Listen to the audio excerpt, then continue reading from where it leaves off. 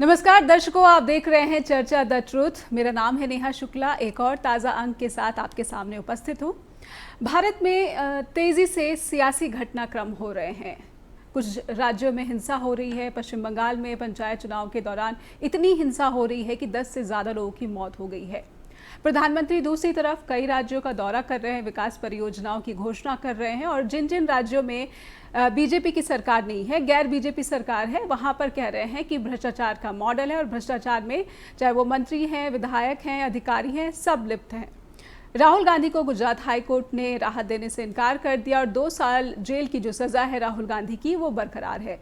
2024 के लोकसभा चुनाव से इन सभी घटनाओं को, राजनीतिक घटनाक्रम हो या फिर हिंसक घटनाक्रम हो, सबको जोड़कर देखा जा रहा है। हमारे साथ आज एक बहुत ही विशेष जो अतिथि हैं वो जुड़ चुके हैं। एक तरह से मेरे सीनियर्स के भी सीनियर्स हैं। 50 वर्षों का उनका पत्रकारिता का अनुभव है। जाने माने राजनीतिक विश्लेषक हैं, टिप्पणीकार हैं और देश के प्रतिष्ठित मीडिया संस्थानों में संपादकीय संभाल चुके हैं, संपादक रह चुके हैं। बहुत बहुत स्वागत करना चाहूँगी। ये कोई और नहीं, श्रवण गर्ग हैं, हमारे साथ जुड़ चुके हैं। श्रवण सर, बहुत बहुत आपका आभार। आप हमारे मंच पर आए और हमारे दर्शकों को इस मंच पर आपको पाकर बहुत ही अच्छा लगेगा, मैं उम्मीद करती हूँ। और यकीनी तौर पर उन्होंने आपको विभिन्न जो राष्ट्रीय प्लेटफॉर्म्स है वहाँ पर देखा होगा। श्रवण सर, क्योंकि सियासी जो घटनाक्रम यहाँ पर हो रहे हैं, साथ ही साथ कुछ राज्यों में हिंसा भी हो रही है, तो ऐसा लग रहा है कि बहुत ही एक अस्थिरता भी मैं कह सकती हूँ कि इस वक्त देश में बनी हुई है। चाहे वो सियासी अस्थिरता हो, महाराष्ट्र की बात देख लीजिए या फिर जो है मणिपुर के हालात देख लीजिए, पश्चिम बंगाल का हाल देख लीजिए। कांग्रेस में भी राहुल गांधी को कहीं ना कहीं जो एक राजनीतिक अनिश्चितता है, अस्थिरता है, वो भी दिखती है यहाँ पर। सबसे पहले मैं आपसे ये समझना चाहूँगी कि महाराष्ट्र में जो हुआ, यहाँ से शुरुआत कर लेते हैं। महाराष्ट्र में जो हुआ, एनसीपी टूट गई और उसके बाद शिंदे आ गए, अजीत पवार आ गए शिंदे के बाद। किस तरह से देखते हैं, क्या शरद पवार कमजोर हो गए हैं या फिर उन्हें भी उद्धव ठाकरे की तरह ही सहानुभूति मिल जाएगी, वोट बैंक उनका नहीं खोएगा? देखिए, आपने जो कहा अस्थिरता आ गई है, राजनीतिक अस्थिरता आ गई है। अस्थिरता नहीं आई है, अस्थिरता देश में कभी नहीं आती है। ये राजनीतिक उथल पथल है, चर्निंग है, पॉलिटिकल चर्निंग इसको कहते हैं। एक नए सिरे से इक्वेशंस जन्म ले रहे हैं जी। जो बीजेपी हुकूमत है, प्रधानमंत्री हैं, वो अपनी सरकार को किसी भी तरह से बचाना चाहते हैं। महाराष्ट्र में अभी कोई विधानसभा के चुनाव नहीं है, लोकसभा के चुनाव की ये सब पूरी की पूरी तैयारी चल रही है। 48 सीटें हैं महाराष्ट्र में और बहुत इम्पोर्टेंट हैं 48 सीटें, क्योंकि भारतीय जनता पार्टी जब से बिहार में उसको सेटबैक मिला है, नीतीश कुमार जब से उनके हाथ से गए हैं और एक के बाद एक उनके राज्य हाथ से जा रहे हैं, जैसे कर्नाटक चला गया, वहाँ 28 सीटें हैं जी, और मध्य प्रदेश में और छत्तीसगढ़ में और राजस्थान में अभी चुनाव हैं। तो महाराष्ट्र में मान लीजिए कि अभी बीजेपी के पास जो सीटें हैं वो 11 के करीब सीटें हैं। तो ये जो बीजेपी के पास जो सीटें हैं वो थोड़ी सी अलग हैं। वो बीजेपी के पास वहाँ एनसीपी के पास 4 हैं और 23 सीटें हैं बीजेपी के पास। वो इम्पोर्टेंट है, 23 सीटें, और 48 सीटों में 23 सीटें होना बहुत इम्पोर्टेंट है महाराष्ट्र में जी। तो बिहार में जैसे उनके पास 17 सीटें हैं, वो खतरे में हैं। कर्नाटक में जो उनके पास सीटें हैं वो खतरे में हैं। तो ये कुल मिलाकर कर्नाटक में उनके पास करीबन 25 सीटें हैं। तो आप सोचिए कि कर्नाटक में सरकार बदल गई और 25 सीटें खतरे में पड़ गई।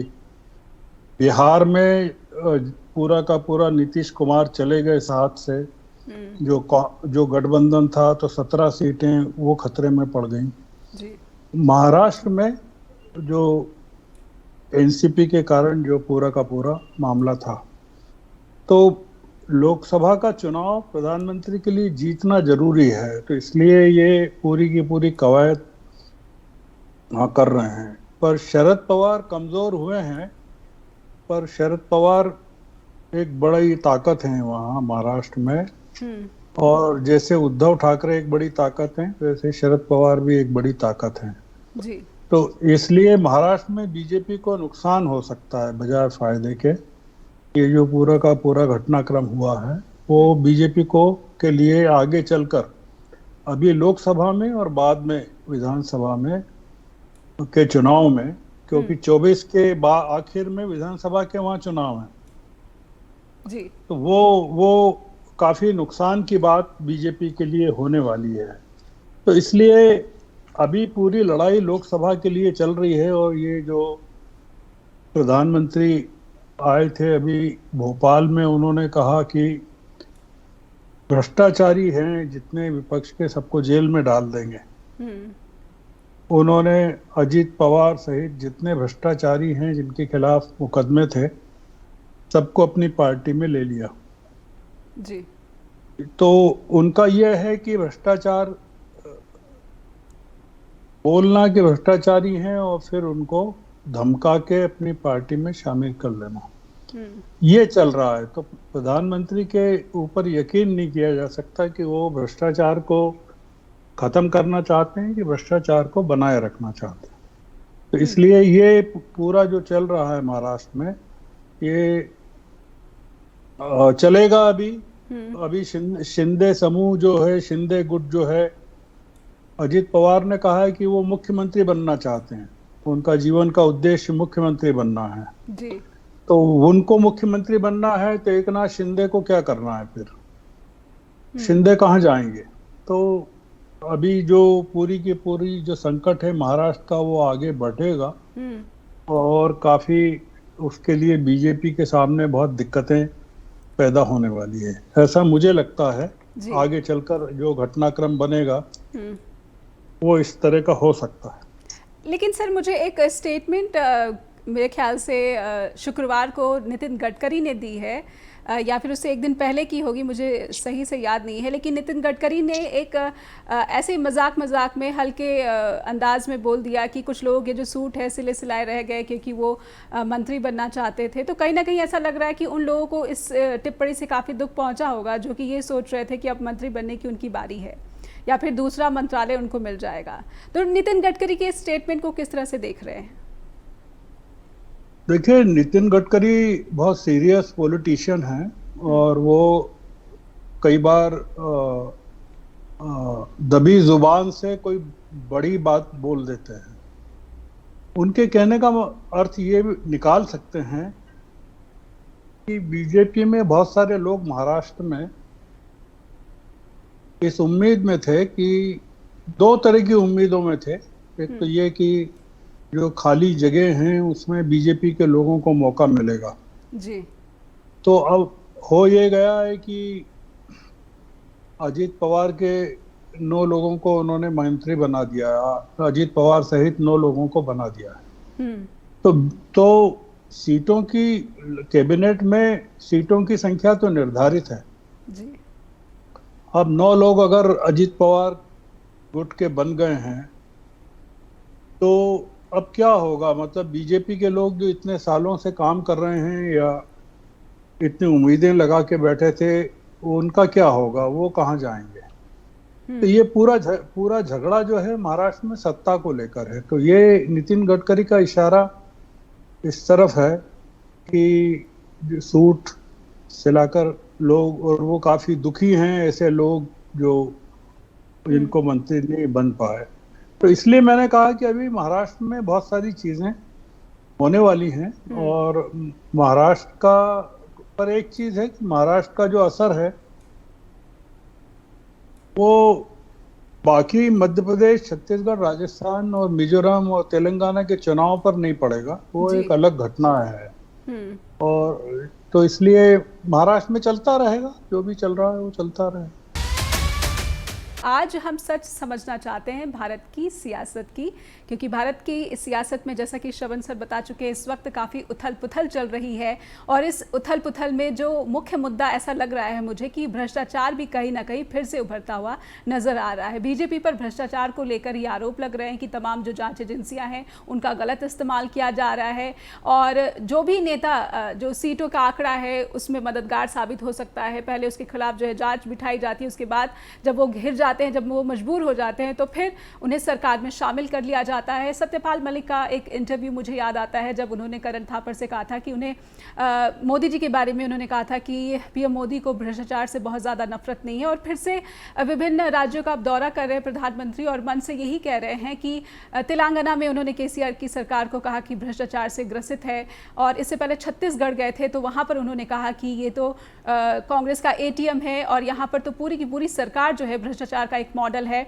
श्रवण सर, मैं आपसे समझना चाहूंगी कि भ्रष्टाचार को अभी भी प्रधानमंत्री नरेंद्र मोदी जो है विपक्षी नेताओं के खिलाफ एक बड़ा हथियार की तरह इस्तेमाल कर रहे हैं।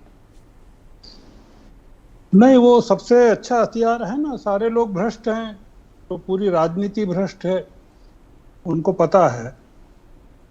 उनको करना चाहिए, क्यों नहीं करना चाहिए। देश से भ्रष्टाचार, उनको उनकी सरकार में जो भ्रष्ट लोग हैं उनके खिलाफ भी कार्रवाई करनी चाहिए। मध्य प्रदेश में भ्रष्टाचार के इतने बड़े बड़े कांड हुए हैं। व्यावसायिक परीक्षा मंडल कांड हुआ, ई टेंडर कांड हुआ जी। गुजरात में कई बड़े बड़े भ्रष्टाचार के कांड हुए हैं। अगर प्रधानमंत्री ईमानदारी से भ्रष्टाचार के खिलाफ कार्रवाई करें तो हो सकता है कि उनकी सरकार के आधे लोग जेल में चले जाएं। और वो जांच एजेंसियों का इस्तेमाल विपक्ष के खिलाफ ही करते हैं, अपनी सरकार के खिलाफ नहीं करते हैं। तो भ्रष्टाचार के खिलाफ उनकी जो लड़ाई है उस पर लोगों का यकीन नहीं है। वो अगर लोगों का यकीन होता तो प्रधानमंत्री को कहने की जरूरत नहीं पड़ती। वो मानकर चलते कि प्रधानमंत्री भ्रष्टाचार के खिलाफ कार्रवाई कर रहे हैं। वो उत्तर प्रदेश में करके दिखाएं जहां उनकी सरकार है, गुजरात में करके दिखाएं, हरियाणा में करके दिखाएं। नहीं, वो कर ही नहीं सकते, क्योंकि उनको पता है कि अगर उन्होंने भ्रष्टाचार के खिलाफ अपनी खुद की पार्टी में कार्रवाई की तो उनकी सरकारें गिर जाएगी। वो अपने सरकार में जो 302 सांसद हैं उनमें पता करें कितने भ्रष्टाचारी हैं, अपने मंत्रिमंडल में पता करें कि कितने लोगों के खिलाफ किस तरह के आरोप हैं। तो प्रधानमंत्री की विश्वसनीयता तो प्रधानमंत्री खुद कायम करेंगे ना, कि वो विपक्ष के खिलाफ कार्रवाई कर रहे हैं तो वो कार्रवाई का नतीजा क्यों नहीं मिल रहा है। तो वो लोगों को डरा रहे हैं कि, और लोग डर रहे हैं। डरना भी चाहिए। अगर आज एक ईडी का आदमी आपके घर पे आ जाए, या इनकम टैक्स का आदमी आ जाए, या सीबीआई का आ जाए, तो इतना बड़ा मामला हुआ अडानी का, एक बड़ी रिपोर्ट आई हिंडनबर्ग की जी, इतनी दुनिया में चर्चा हुई। क्या हुआ? अडानी के खिलाफ कोई कार्रवाई हुई क्या? नहीं हुई। तो लोग देखते हैं कि ये जो सरकार है, या राहुल गांधी ने जो सवाल पूछे उनसे, प्रधानमंत्री से संसद में पूछे, जवाब मांगे 20,000 करोड़ किसके हैं ये पूछा, तो उनको निकाल दिया संसद की कार्रवाई से, पूरा का पूरा एक्सपंज कर दिया, पूरा जितना उन्होंने बात की थी जी।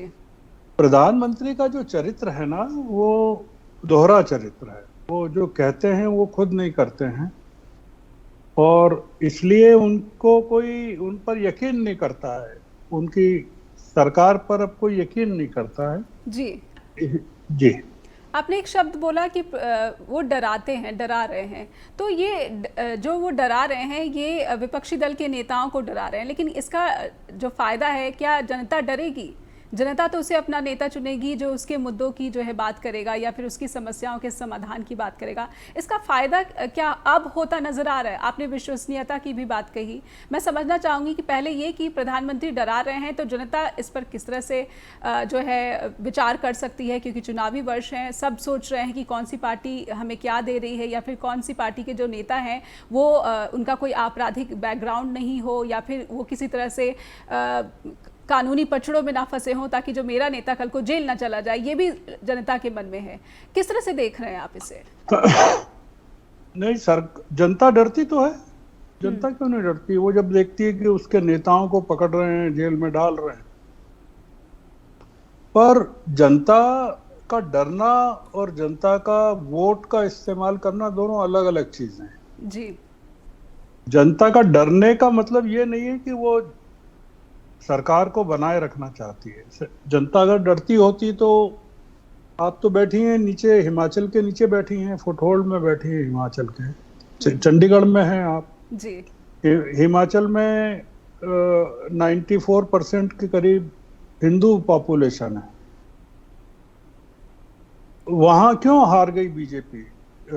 और वहां तो भ्रष्टाचार कोई कम नहीं है जी। और उनकी पार्टी के लोगों के खिलाफ, जो मुख्यमंत्री थे ठाकुर, उनके खिलाफ, मंत्रिमंडल के खिलाफ वहां तो बड़े किस्से हैं। आप बताइए कि जो ट्रांसपोर्टर्स थे, जो सेब को ढोते थे, उनको लेकर जो अडानी की कंपनी जिस तरह से उनको डराती थी, धमकाती थी, तो वहां क्यों हार गए मोदी जी? पंजाब में 40% के करीब हिंदू रहते हैं। आप पंजाब के पास बैठी हुई हैं, चंडीगढ़ तो पंजाब की भी राजधानी है, हरियाणा की भी है। तो पंजाब में आम आदमी पार्टी क्यों जीत गई? जी। और लोकसभा का बाई इलेक्शन हुआ, उसमें आम आदमी पार्टी कैसे जीत गई? ये सब चीजें बताती हैं कि जो आपने पूछा ना कि विश्वसनीयता, जी। तो ये सब चीजें बताती है कि सरकार की से लोगों ने डरना भी बंद कर दिया है और सरकार पर यकीन करना भी बंद कर दिया है।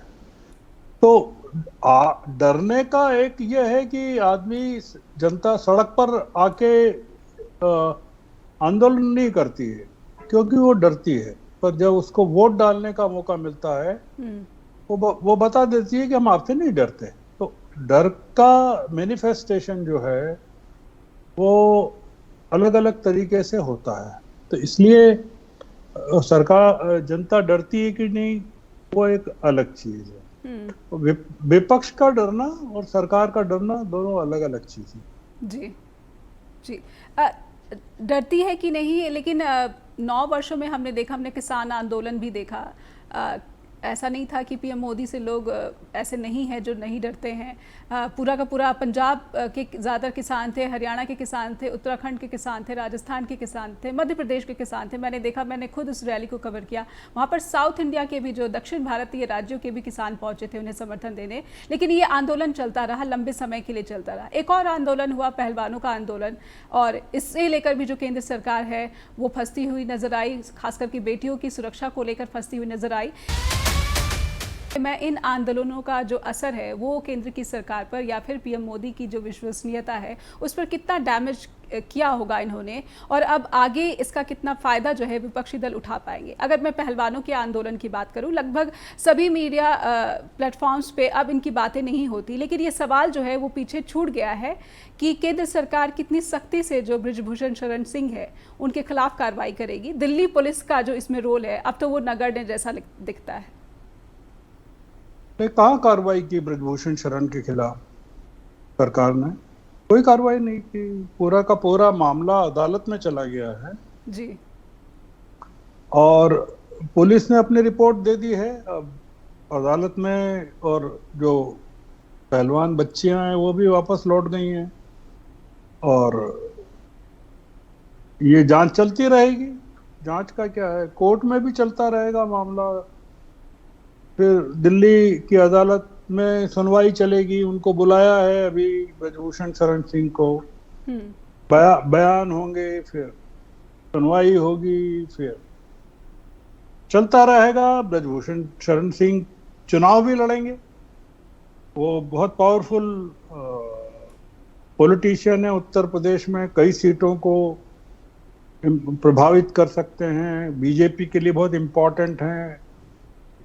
इस सरकार ने क्या किया, कोई कार्रवाई की क्या उनके खिलाफ? कोई कार्रवाई नहीं की, कोई कार्रवाई नहीं की। तो वो कार्रवाई अगर की होगी तो पता चल जाएगा कि अगर जो आपके यहाँ हरियाणा में जो 10 सीटें हैं जी, वो 10 सीटों पर, ये बच्चियां तो हरियाणा की है ना सारी की सारी जी, तो 10 सीटों पर वहां की जनता बीजेपी को हरा के दिखा दे, पता चल जाएगा कि क्या हुआ। ये जो पूरा ये जो सरकार है, ये उत्तर प्रदेश में ब्रजभूषण शरण सिंह का मामला नहीं है। वहाँ जितने जितने और मामले हुए, हाथरस का मामला हुआ, उन्नाव का मामला हुआ, या आपके नजदीक में कठुआ का मामला हुआ, या और तमाम मामले हुए, ये सरकार किसी भी एक भी मामले में, या लखीमपुर खीरी का मामला हुआ, लखीमपुर खीरी के मामले का दोषी जो है आदमी, वो तो अभी भी मंत्रिमंडल में है मोदी जी के। जी। तो इस ये सरकार ने अपनी क्रेडिबिलिटी खो दी है। आप बताइए कि जो आपके यहाँ पंजाब में मान लीजिए क्या किया, अमरिंदर सिंह ने सरकार कांग्रेस को खत्म किया वहां जी, और ब्रजभूषण खत्म किया, और फिर बीजेपी में भर्ती हो गए, और फिर बीजेपी ने उनको, प्रधानमंत्री ने उनको पद से भी नवाज दिया, और उनके खिलाफ जितने मामले थे सारे के सारे कप्तान साहब के खिलाफ, जी, वो सब जमीनी दोज हो गए। जाखड़ साहब को क्या किया? जाखड़ साहब कांग्रेस के प्रधान बन नेता थे, और वो आपके यहाँ प्रधान बन गए स्टेट के। आप लोगों का काम है ना, ये काम मेरा नहीं है, आप लोगों का काम है ये, कि इन लोगों को एक्सपोज करने का काम आप लोगों का है, मेरा नहीं है। इसीलिए एक सवाल पे आपसे पूछना चाहती हूँ सर।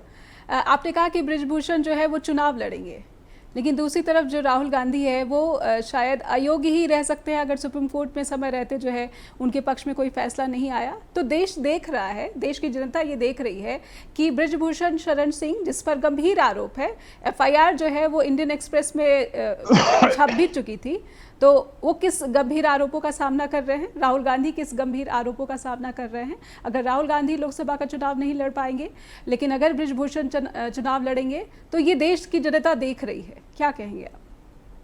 हाँ, देख रही है ना, आप खुद ही कह रही हैं कि देख रही है, बताएगी वो। चुनाव में चुनाव लड़ना इम्पोर्टेंट थोड़ी है। चुनाव लड़ना जरूरी नहीं है राहुल गांधी का। ब्रजभूषण शरण सिंह चुनाव लड़कर भी कुछ नहीं कर पाएंगे, और राहुल गांधी बिना चुनाव लड़े भी बहुत कुछ कर देंगे जी। ये हुकूमत अगर बदल जाती है तो बहुत सारी चीजें अपने आप हो जाएंगी। ब्रजभूषण शरण सिंह, कुलदीप सेंगर और तमाम जो लोग हैं वो अपने आप खत्म हो जाएंगे राजनीति से। तो इसलिए राजनीति को बदलने का काम राहुल गांधी कर रहे हैं। वो कोई चुनाव लड़ने के लिए नहीं कर रहे हैं वो सारा काम, वो देश की राजनीति को चेंज करने का काम कर रहे हैं। ये बात उन्होंने, राहुल गांधी ने अपने US विजिट के दौरान भी कही थी। उन्होंने कहा था कि अमेरिका की राजनीति में भी जो जनता की बातें हैं, जनता की जो सवाल है वो नहीं दिखता, और भारत में भी कमोबेश ऐसा ही है।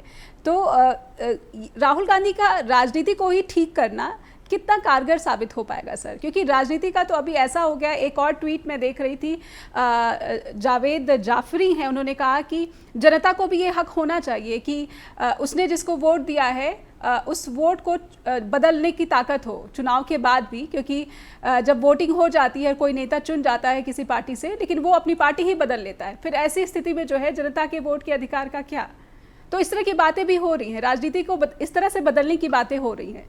क्या कारगर इस तरह की जो चर्चाएं भी है संभव है फिलहाल मौजूदा वक्त में देश के भीतर, भारत में? जावेद जाफरी ने जो कहा ना, वो आप समझिए उन्होंने क्या कहा है। जावेद जाफरी ने यह कहा कि मैंने जिस कैंडिडेट को वोट दिया था उसने अपनी पार्टी बदल ली, अब मुझे अपना वोट वापस चाहिए, तो मैं क्या करूं? जावेद जाफरी ने यह कहा है जी।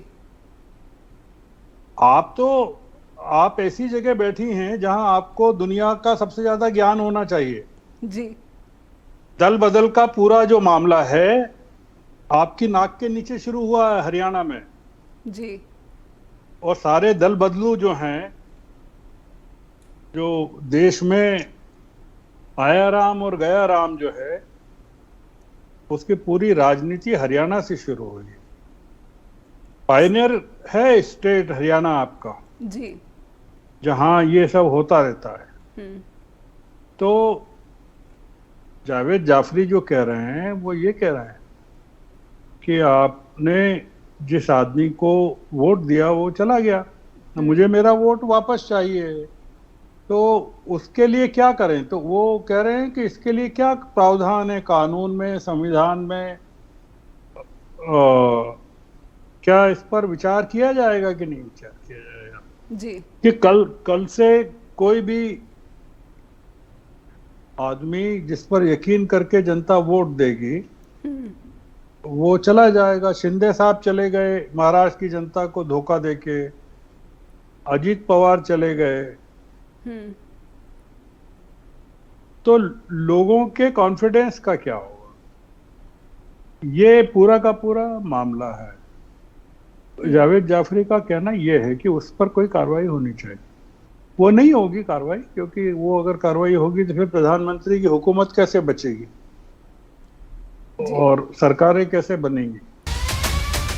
वर्तमान में राजनीति को बदलने की बात जो राहुल गांधी कर रहे हैं उसे कितना सीरियसली लिया जा रहा है, चाहे वो विभिन्न दलों के राजनेता हो या फिर जनता ही क्यों ना हो, क्योंकि जनता के सामने फिलहाल जो मजबूरियां बहुत है, समस्याएं बहुत है। सर, मैं आपसे समझना चाहूँगी कि मौजूदा वक्त में जो बेरोजगारी का आलम है या फिर महंगाई का ही आलम है, कितना वक्त जनता दे सकती है राजनीति के बदलाव की जब बात करते हैं राहुल गांधी?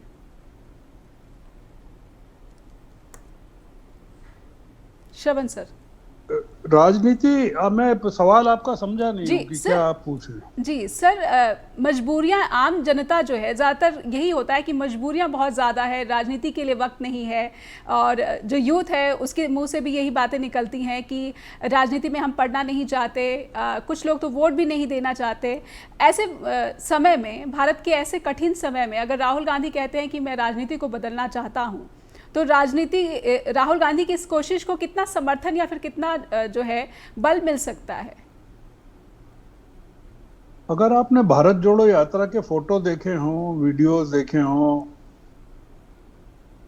या उनकी यात्रा का इम्पैक्ट वहां देखा हो, अमेरिका में देखा हो, इंग्लैंड में देखा हो, तो आपको समझ में आ जाएगा कि लोग उनको समर्थन दे रहे हैं कि नहीं दे रहे हैं।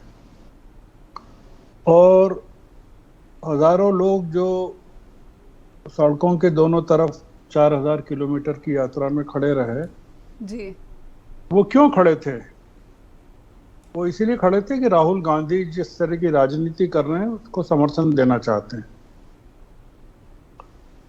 राजनीति करने के लिए मैंने कहा है, पहले भी कहा है, रिपीट कर रहा हूं, सड़कों पे आना जरूरी नहीं है जी। आप बिना सड़कों पे आए हुए आप सरकारों को अगर डरा दें कि आपको हम हटा देंगे, आप देखिए कि हमारे मध्य प्रदेश में जहां मैं बैठा हूं उसके एक जगह पर सीधी जिले में एक मानसिक रूप से विक्षिप्त आदिवासी पर एक भारतीय जनता पार्टी के आदमी ने पेशाब किया। जी। पूरी की पूरी सरकार हिल गई है यहाँ पर। मध्य प्रदेश में भी, छत्तीसगढ़ में भी लगा हुआ, छत्तीसगढ़, तेलंगाना भी लगा हुआ है छत्तीसगढ़ से, राजस्थान मध्य प्रदेश से लगा है, महाराष्ट्र भी लगा हुआ है मध्य प्रदेश से और छत्तीसगढ़। यहाँ की सरकारें हिल गई हैं जी।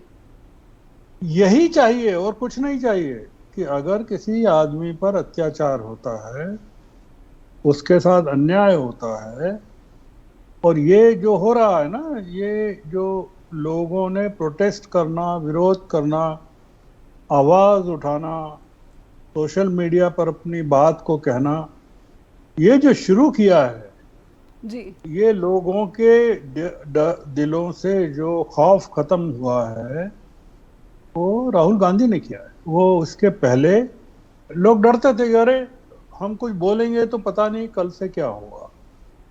आप ये जो इंटरव्यू कर रही हैं वो भी उसी का नतीजा है कि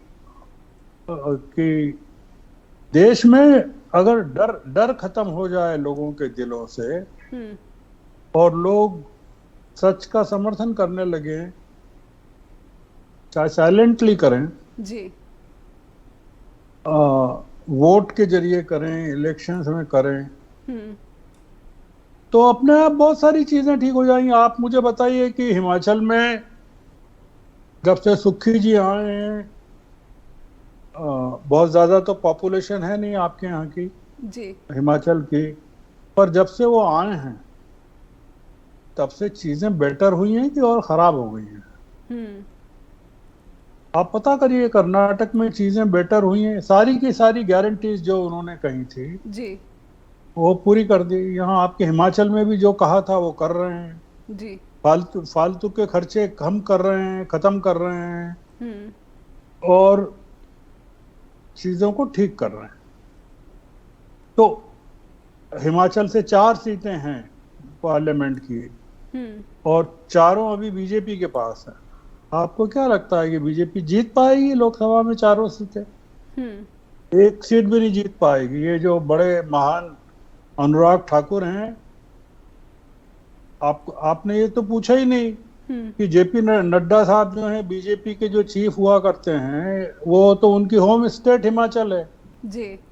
अनुराग ठाकुर जो तलवार लेके खड़े रहते हैं, देश के गद्दारों को गोली मारो, सालों को नारा लगाते हैं। तो नड्डा साहब और अनुराग ठाकुर, इनके होते हुए और एक हिंदू राष्ट्र प्रदेश में बीजेपी का सफाया क्यों हो गया? ये सफाया इसलिए हुआ कि लोग जो हैं उनको समझ में आ रहा है,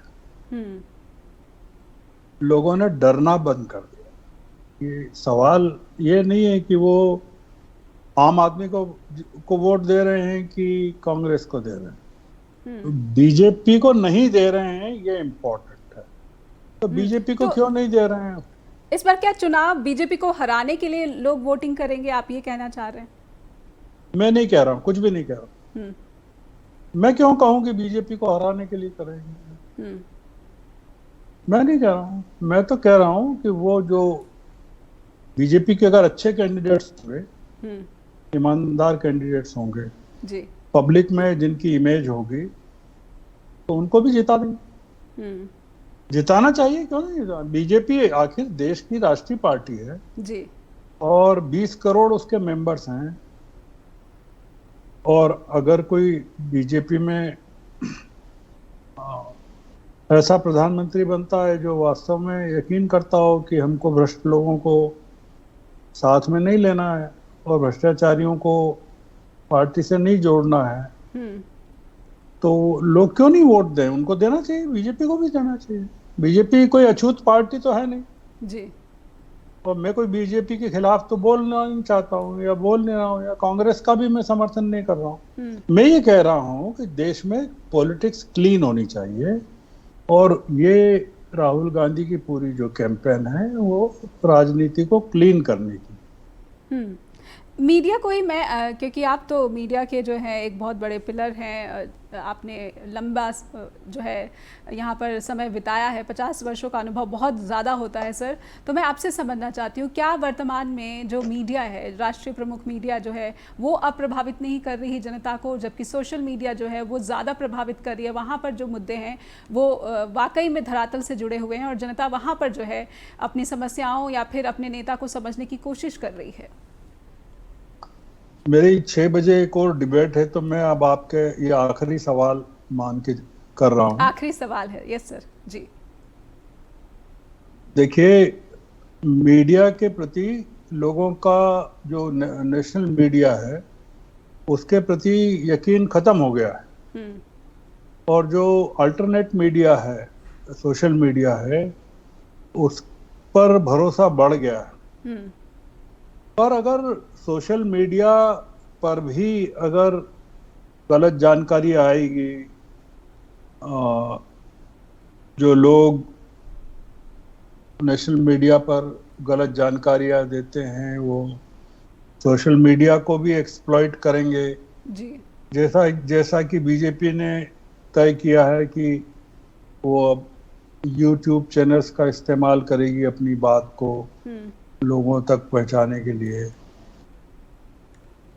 तो जनता जो है वो सोशल मीडिया या अल्टरनेट मीडिया है उसको भी खत्म कर देगी, उसको भी, उस पर भी भरोसा खत्म कर देगी। तो इसलिए ये कोई ऐसा नहीं है कि ये जो हो रहा है, जो अल्टरनेट मीडिया अभी चल रहा है उस पर उस पर जो लोगों का यकीन है वो परमानेंट है। नहीं है, परमानेंट कुछ भी नहीं है।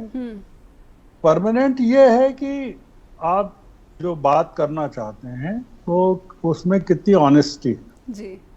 अगर ऑनेस्टी नहीं है, आप बात नहीं करते हैं, आप अपने दर्शकों को टीआरपी बटोरने के लिए इस्तेमाल करना चाहते हैं और दर्शकों का उपयोग जो है आप किसी पर्टिकुलर पार्टी के लिए करना चाहते हैं, तो वो जो लोग हैं वो आपको देखना बंद कर देंगे, आपको सब्सक्राइब करना बंद कर देंगे, जैसा कि नेशनल चैनल्स के साथ हुआ है जी। तो इसलिए ये कोई परमानेंट नहीं है, ये चलेगा और ये हर जगह चलता है। देश में 120 करोड़ मोबाइल फोन है जी, 60 करोड़ स्मार्टफोन है। लोग अब बहुत समझदार हो गए हैं। वो अब आप जो कह रही हैं यहाँ पर्दे पर बैठकर, उस पर यकीन नहीं करते हैं वो। आज या मैं कह रहा हूँ उस पर वो कंफर्म करते हैं, बाकी चीजें जी। सब जगह से पूछते हैं, पता करते हैं कि भाई ये जो हो रहा है ये ठीक हुआ कि नहीं हुआ, या गलत हुआ कि नहीं हुआ, या ये खबर सही है कि नहीं है जी। वो चार जगह पूछ के बात करके करते हैं। तो इसलिए अब चीजें बदल रही हैं और ये आगे और भी इसी तरह से बदलती रहेंगी। तो आपका बहुत बहुत शुक्रिया, बहुत बहुत आभार आपका सर कि आप आए। आपके दर्शकों से बात करके अच्छा लगा जी। बहुत बहुत धन्यवाद आपका भी। बहुत बहुत धन्यवाद, शुक्रिया जी। बहुत आभार आपका फिर से मैं जताना चाहूँगी कि देश के जाने माने वरिष्ठ पत्रकार, 50 वर्षों का लंबा अनुभव इनका पत्रकारिता का है, राजनीतिक विश्लेषक हैं और लगभग सभी जो प्रमुख मीडिया है देश की उन पे के संपादकीय भी ये संभालते रहे हैं। तो बहुत बहुत धन्यवाद करना चाहूँगी श्रवण सर का। और दर्शकों से अब अनुरोध है कि info@justbroadcasting.com पर आप अपना फीडबैक देना ना भूलें। हमारी ये कोशिश रहती है कि देश में जो भी कुछ हो रहा है, गंभीर घटित हो रहा है, उन पर जो सच्चाई है उसकी तह तक जाया जाए और चर्चा द ट्रुथ में हमारी ये कोशिश लगातार बनी हुई है। इसलिए आपकी शिकायतों का भी हमें इंतजार रहता है। अगर कोई सुझाव देना चाहते हैं तो आपका बहुत बहुत स्वागत। फिर होगी आपसे अगले हफ्ते मुलाकात। तब तक अपना ख्याल रखें। नमस्कार।